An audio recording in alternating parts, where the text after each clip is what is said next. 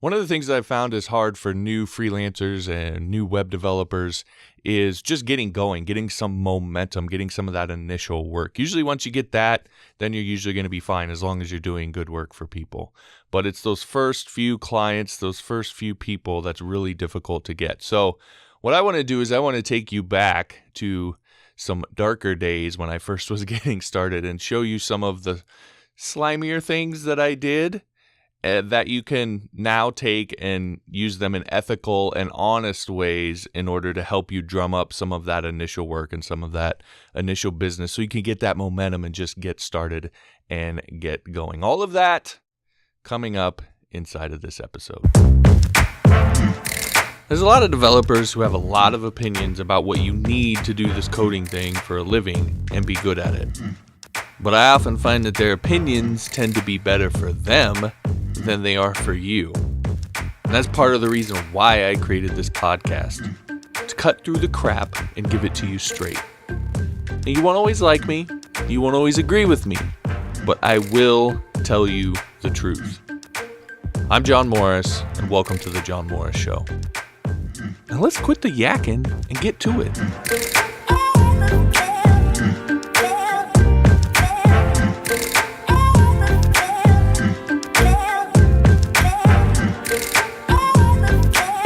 Hey there, John Morris here, JohnMorrisOnline.com. Welcome back to another episode of The John Morris Show. This episode, what I want to do is I want to give you a pathway. And it's really a pathway. I use it still to this day. I've used it in the past, but I use it to this day just in a different way, and we'll get into that in just a second here. But I want to give you a pathway for what I call it as drumming up business or work out of thin air. And what that means is you don't need a freelance network. You don't need to network with people that you can't stand or go to all these conferences or spend years building up your network of people that you can get that can help you and so all this sort of thing. You're not relying on getting lucky, that sort of thing. You can just systematically start getting work. And honestly, and I'm not saying this is necessarily the best approach to take, but you can stay a little bit of a hermit. Not completely. You're going to have to put yourself out there a little bit, but you don't need to be traveling around the world and just become the super social person, which is kind of antithetical to a lot of developers and freelancers and so forth tend to be a little bit more introverted. And so it allows you to stay in that sort of comfort zone a little bit, which I think is just fine, while getting out of your comfort zone in other ways that allows you to get work and so forth. And do it with, it's mostly a set and forget system. Once you get the main part of the system set up, there's only a few things that you need to do from that point forward in order to keep it running.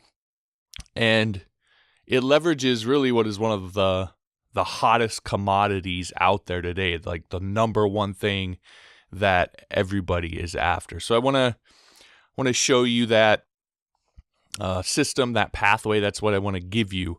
Now, before I get into that, I do want to take a moment. I've been kind of battling back and forth with this podcast. For me, it's been, you probably have noticed, haven't necessarily been the most consistent in constantly putting it out.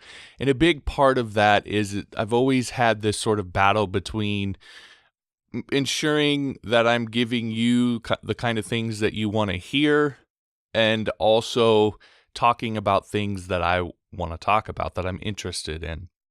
And that's always been a little bit of a battle, and I've tried all sorts of different kind of formats out there and so forth. And I really just want to get back to kind of just talking to you, talking about the things that I feel like I have a unique perspective on, that I'm best at, that I can really give you the most value in. So you might notice this podcast take a little bit more of a turn towards the getting work side of things. And the main reason for that is that's just what I think I have unique to offer compared to a lot of other people out there. I did face-to-face sales for a long time. I sold all sorts of things, from shoes to cars to knives to tools to you name it. I've probably done it. And I just have a lot of experience there, and I was really good at it. And so I think I can just take what I've learned from all of that and from also transitioning that into an online business and share that with you. And you don't necessarily have to do everything that I do, but you can learn from it to help you be able to get more work or help you with job interviews or just help you grow as an individual, as a developer, and be able to get work, make more money, all that sort of thing. I feel like that's my best gift, so to speak, that I can give. So you're going to see that maybe this podcast take a turn that way. The other thing is I've also battled back and forth between on the length of these. And, I get there's people right now that are listening to what I'm saying and they're like, will you just shut up and get to the content already? Like, someone will literally comment that now that I've said it, especially. But and so that's always that's kind of affected my thinking a little bit at times, and I've kind of just made the determination that I'm not going to worry about that sort of thing. I'm not really for those people, and so this is going to kind of start to transition back into a more longer form type podcast where I can just sit down and talk about the things that I feel like I'm best to talk about, and also in the way that I feel like I'm my best self in terms of communicating. And so that's, again, I want to kind of preface all of this with that, so that I've at least said it, that, and now from this point forward, it just kind of is what it is. So with that said, let's get into this system a little bit, because I do want to kind of share this with you. Oh, one more thing. If you're watching this on YouTube, apparently now you have to hit this little bell thing. You subscribe, but now you got to hit this little bell for notifications and all that sort of thing. So it's my job as the creator here to make sure and tell you to hit that bell. Otherwise, you're not going to get notified when I upload new videos. All right, so I want to get into this by starting off by telling actually an embarrassing story. It's giving you an embarrassing example of this. This is actually way back in the day. And it's going to illustrate just how bad you can do this and have it still work. So this was back in the MySpace days. This was, and I mean when MySpace kind of first got built. So more than a decade ago, I believe. And I right around that time was kind of getting into this whole online thing, making money online, that sort of thing. And so I wanted to kind of, try my hand at it. And I had spent a decent amount of time on MySpace and had kind of got it figured out. And I was also teaching myself how to code at the time. So if you remember MySpace in the beginning, you could actually put code into your profile, and you could completely change your profile based off of the code that you put in there. And so there were a lot of really cool and interesting things that people were doing with their MySpace profiles back then. And matter of fact, that was one of the things when Facebook came out that was a big knock, is why can't I change my profile like I can on MySpace? Now, there's lots of good reasons why you can't. My example here is probably one of them, but so I was teaching myself how to code. I was getting into online business, and I basically became, I'll give myself a little break. I'll call myself a mini spammer.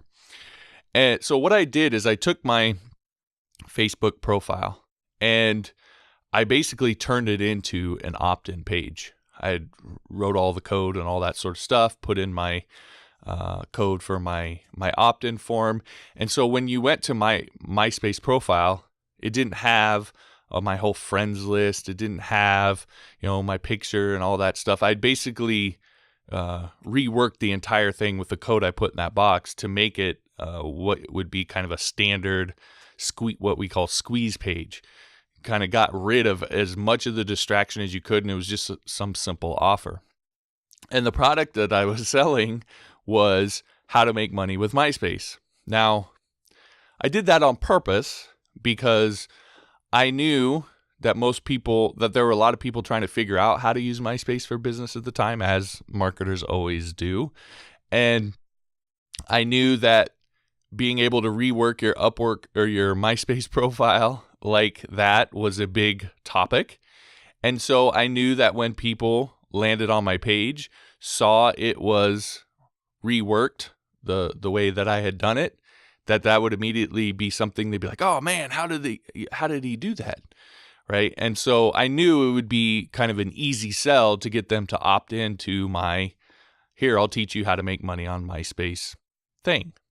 Now, the thing about this is, prior to making this make money on MySpace product, I'd never made money on MySpace, right? That I was essentially kind of, I don't know what the word would be, but I was selling my own success in a sense. Like I was telling people I knew how to make money on MySpace when the way I was making money on MySpace was to teach people how to make money on MySpace.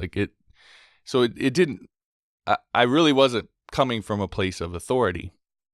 And so what I would do is, the way that I would go about getting people to sign up to this is I would just go around and I'd friend request people. And I even downloaded one of those little app things that you could use that would allow you to send friend requests to, 1,000 people at a time or whatever it was, right? So I downloaded one of those, and I was just basically playing a numbers game. So I would have this machine run and add a bunch of people as friends that I thought would be in the kind of online business, online marketing space. And then when I sent that friend request, the idea was that they would be like, who's this guy? They'd click on my profile to see who I was, and boom, they would essentially be landing on my squeeze page, and then hopefully sign up for my my email list. And then I had a product that I sold and I had some things in there that I still think were kind of smart. Like when you sign up to the email list, the page that we were taken to immediately after that was a tell a friend page, that you would get this extra thing, this extra video or training or something, where you would, if you told 3 friends, I would send that to you or whatever. And so I would take one opt-in, and I was getting a decent viral rate. One opt-in was starting to become like 1.5 or something like that. So it was actually growing. Every time someone opted in, I would get one new extra opt-in as a result of something like that. I don't remember the exact numbers, but that was working pretty well, and I was starting to build up an email list. And I built up an email list of several thousand people doing this. And then the product that I sold was basically, I went and I showed them how I built that entire system, how I built the page, how I set up the tell-a-friend, how I went about selling the product and creating the members area for the product and all that sort of thing. So it was very meta in that sort of sense. But quite literally, before I ever launched this thing, I hadn't made a penny on MySpace.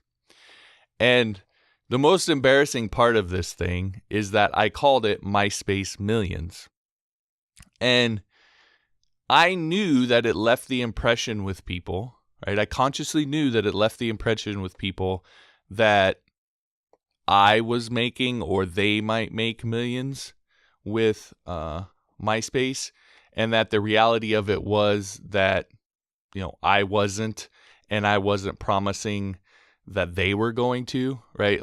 But I knew that it would give that impression. And so I was sort of kind of manipulating that idea of using a name that kind of made people think a certain way. And the way that I justified it in my head was, I wasn't talking, when I said millions, I wasn't talking about money. I was talking about the millions of people on MySpace that you could market to, right? So very cringeworthy. I mean, that's just it's kind of blatant in terms of just being manipulative. But here, the whole point of this is, and so what happened is, I did that for a while. I actually made decent money, but for me, consciously, I couldn't do it anymore. It was just, I felt really dirty about it, and there was a lot of stuff going on in my life at that time that I was trying to get straight and in line, and I eventually just shut the thing down. I didn't shut it down because I ran out of business. It was growing, as a matter of fact, but I shut it down because I just didn't feel like in good conscience I could do it anymore. And I was basically a spammer teaching other people how to spam. That's essentially what I was doing. So I shut it down. But the point of it is that despite all of that stuff and the whole situation and just the way, everything was, the I would call it guerrilla tactic of creating a page that was basically an opt-in form and sending out a bunch of friend requests to people hoping that they would land on it and opt in. It actually worked really, really well. And that's a lead into this idea of drumming up a business out of thin air and what I would call these sort of guerrilla tactics for doing that. Now, there are guerrilla tactics that you can use today where you're not spamming. It's a lot more ethical and honest and above board type thing, but they still very much are guerrilla tactics that you can use to, if you have no presence online, no audience, and you don't necessarily have a bunch of money to spend on advertising to kind of get yourself going and so forth, there still very much are these sort of guerrilla tactics for getting your name out there that you can use that can help you to start drumming up that business. And again, aren't the kind of dirty things that I was doing back in the day. Okay, so that's really what I want to show you is those guerrilla tactics, and then how to build a system. This is one of the things that took me a long time to figure out, how to build a system on top of that allows you to maximize the guerrilla tactics that you're using. Okay. And there's actually, what's interesting about it is there's a lot of people think these sort of things are dead these days, but there's actually a ton more opportunity out there because there's so many more sites out there besides just say the one MySpace or whatever. There's a ton of them out there that you can do this on. It's just the way that you have to do it now is just different than you did it back then, right? Because people are more attuned to this sort of thing. We're going to talk about that in particular as we go through this. All right, so there's 3 kind of macro steps here. First is basically your sourcing. You need to find your sources of eyeballs. Then you need to build your hub. So you need to have a hub that you ultimately are that's the thing that you're building. That's where you're building your audience and so forth. And then you're going to have your sales device. And we'll talk a little bit about that, but I mostly want to focus on those first 2. All right, so when we talk about sourcing, what I'm talking about is you want to find, the big thing here is, where are the eyeballs that you want already at? And then you go to where those people already are. So let me give you an example. Let's say that you're someone who offers freelance services or web development services to dentists. Now, in your mind as a developer, when I say you want to find a source like Medium or YouTube or Facebook groups or someone else's blog, I think what a lot of people do is they think, okay, I want to go where other developers are. I want to make my name among other developers. And that's the wrong approach, right? This is why I always talk about you want to find a niche and focus on that niche, because when you find that niche, you know who your target audience is. I build websites for dentists, or I build websites for real estate agents, or I build membership sites for people who want membership sites. When you know that, now you know where you need to go to find these people. You know who you're looking for. Up until you make that determination, you're just kind of swinging in the dark. Everybody's your customer, right? But when everybody's your customer, nobody's your customer. You always have to remember that. So you need to figure out who ultimately your customer is. And so that's first. But once you have that, let's imagine you're again making websites for dentists. Where do dentists hang out? So there's several, and I want to give you specifics here. So there's several different places that you could look. So for example, when I was doing the research for this, I went over on Medium just to see. And I typed in dentistry, dentist, a bunch of different search terms to see what sort of publications came up, what sort of individual writers came up, that sort of thing. And the reality is there's not a ton over on Medium. That's just not a place that a lot of dentists hang out. There's lots of publications, but if you click into those publications and actually look, there's not a ton of people following, and the content's not updated very much. And so it's just not this really active hub of where these sort of people hang out. So for certain industries, certain target audiences, they're going to be places where they more hang out versus others. So, there might be a ton of web developers who hang out on Medium, but not a lot of dentists. And then, if you go to real estate agents, all of a sudden, real estate agents might hang out on YouTube and hang out on this one in particular channel. And that's kind of a big source of where their community is. But the point is you want to do that research and figure out, where are the eyeballs already at? Are they hanging out in a Medium publication? Are they, a lot of them, watching and commenting and active on a particular YouTube channel? Are they in a Facebook group? Are they on someone else's blog? And what you're looking for are numbers and activity. You want it to be active, right? Because the whole kind of foundation of this whole thing is you interacting with people in a particular way that's going to help you get your name out there. Now, so again, you got to look, okay? It might be a forum.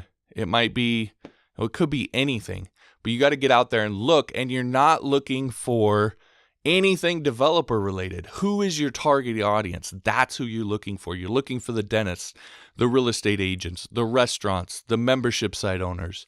That's who you're looking for, your target audience. Now, once you find them, okay, what you're doing, you essentially want to siphon off some of those eyeballs over to what you do, okay? But you have to understand, this is what's different from back in the day. People are really, really sensitive to that, right? Back in the day, as long as you weren't just like blatantly spamming, go buy my stuff on someone's, on wherever someone's audience hung out, you were fine. You could post your own content usually, and generally you'd be okay. People wouldn't scoff at that because you're providing useful information and so forth. It's a lot different these days, and I personally have had to learn this the hard way because I went through that transition very, very specifically. But even posting your own content that you feel is valuable and useful and is really going to help other people, no matter how much you believe in that content, going into someone else's domain, so to speak, and publishing that is going to get you some pushback and probably even kicked out of whatever, if it's a Facebook group, or banned from commenting on their YouTube channel or their blog or their Medium publication or whatever. Okay, so you have to be really careful with this. So the thing that you're there to do is you're there to establish credibility. So you do that by providing information and building up a reputation of being knowledgeable, and then you subtly drop hints that you're someone who provides services for this particular group. So I'll give you some phrases that hopefully will help you to understand this. So you're not posting links to content. You're not doing any of that sort of thing. You're not initiating any of that. You're only going to do it in response to the people that you're interacting with. But when you're interacting and you're just in this community, you're commenting like everyone else, you're just being a normal member, okay? But when it's appropriate or when it's relevant, right, you want to use I'm going to give you 4 phrases that you can use. So one of them is all the dentists I work with. Okay, so when you're commenting on a post or whatever, wherever it's relevant, you can use the phrase all the dentists I work with, because what that subtle, and you're not posting a link. You're not going to then go into a pitch and be like, so go buy my services, right? You're just dropping a subtle hint that you work with dentists. And what you're looking for is someone to respond and be like, well, what do you do for dentists? Now you can come back and say, oh, well, I help them build websites. This is my website, blah, blah, blah. Right? So you're only posting links in response to people asking you for them, basically asking questions about you. So all dentists I work with, or whenever I build a site for a dentist, right? That's another one that you can use. It signals that you, more specifically, you build websites for dentists. Or you could use something like, I have this dentist client of mine. Again, it signals that you provide some sort of client service for people. Or you could do, I just did a video, or I just posted an article where I discussed this exact thing. And you could be like, and the thing that really stuck out to me was blah, blah, blah. And you don't post a link to it. You wait for someone to ask you, hey, what's the link of that article? And then you post it. So essentially what you're doing is, and again, you're trying to establish credibility that you're knowledgeable about this topic, and build a reputation, and then dropping subtle hints that you're a service provider for these particular people, and then only provide links to your stuff and so forth in response to them asking you. The key here is to be very, very subtle so that you can kind of fly under the radar of all of the mods and really just people in general who would not be cool with you just posting links and so forth.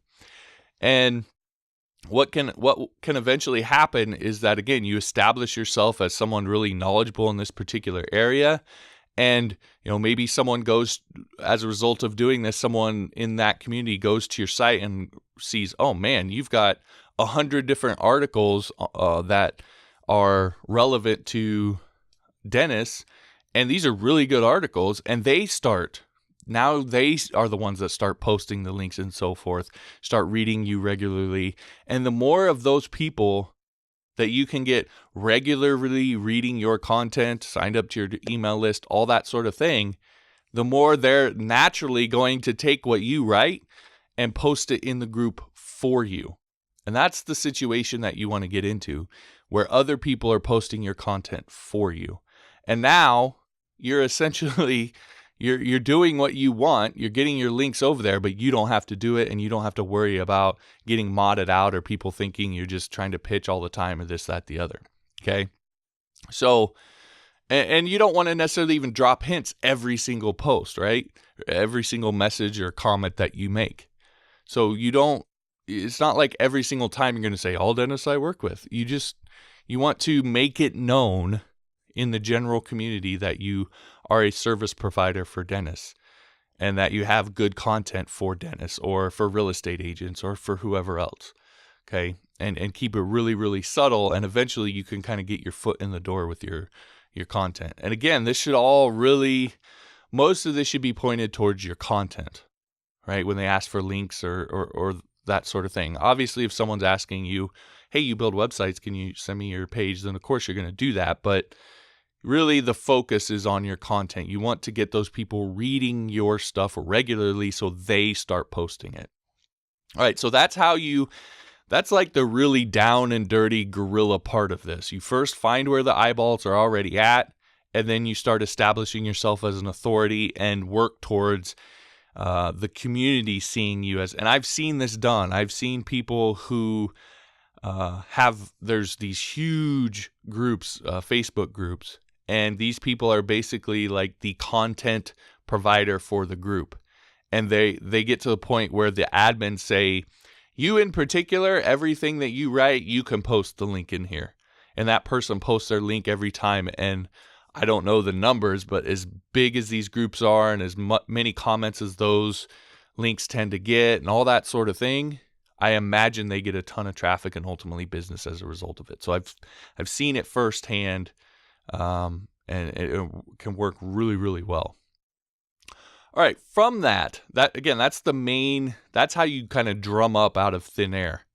Now, of course, if you wanted to, you could skip all of that or a lot of that. I would still do it, but you can skip a lot of it by advertising. So if you have some money to spend, you can actually advertise your content. So if you're doing YouTube videos, for example, you can go on Google AdWords and you can actually advertise your videos to people on YouTube.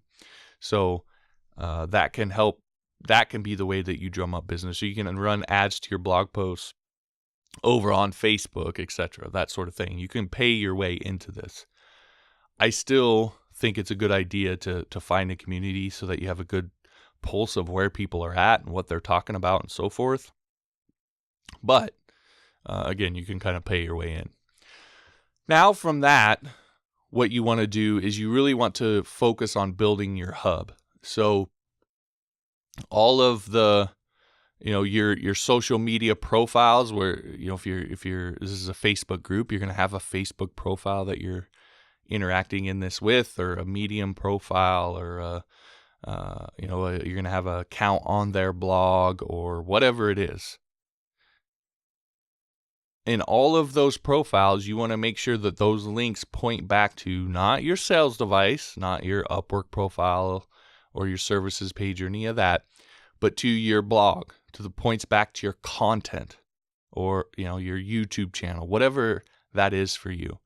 You want to make sure that it points back to that sort of thing, so that, again, people, when they look to find out more about you, they can ultimately end up on your hub. And then on your hub, what you're essentially doing is just creating more and more content, trying to establish that particular site as more and more of an authority in that particular niche.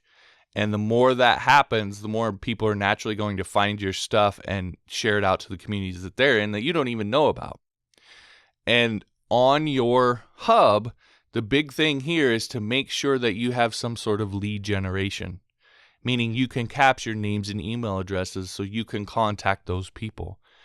If you're not able to contact them, then all of that work of getting them to your site, it becomes a bit of a moot point, because you don't know who's visiting, there's no way for you to get in touch with them, there's no way for you to proactively contact those people. So you want to build out a ton of content on your hub.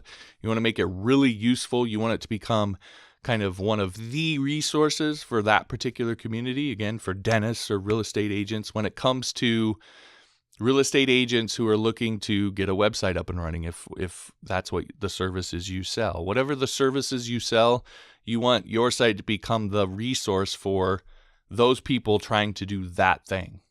Okay? Dentists trying to run their business website, or real estate agents trying to run theirs, or membership site owners who want a membership site built. You want to become the source of information for those people. And then on every post that you make on your hub, every piece of content, and if everything that I do, I pretty much do this. Every piece of content that you create originally, right? This is your content. Now, this is when you can tell people about your services. You could mention it at the end or the beginning or whatever. You can tell them about your membership site building services, or maybe it's some course that you offer, or whatever it is that you're selling. You can point them to your Upwork profile if that's what you want to do, etc., right? Always put that in every single piece of content, because again, you own this. Now, I'm not saying do a 10-minute video and then make a 20-minute pitch at the end. Right? It's more like make a 30-minute video and do a 1 to 2 minute pitch at the end. So keep it, again, subtle and so forth, but you want to let people know that you offer these services, that you have these sorts of things available. And now, then, of course, that all leads to the final thing, which is your sales device, which we're not going to talk about a ton here, just for time's sake. But that could be your services page on your website. It could be your Upwork profile. It could be whatever it is, whatever your main thing is that you want people to buy or hire you for, etc. That's the thing that you link to in all of your content. And so if you step back and look at this, what you essentially have created is you've created a system where someone can go from knowing nothing about you to now have interacted with you on a personal level on some sort of social media. They've gone to your site and read your content, and they maybe read 2 or 3 posts and like, wow, this stuff's really good.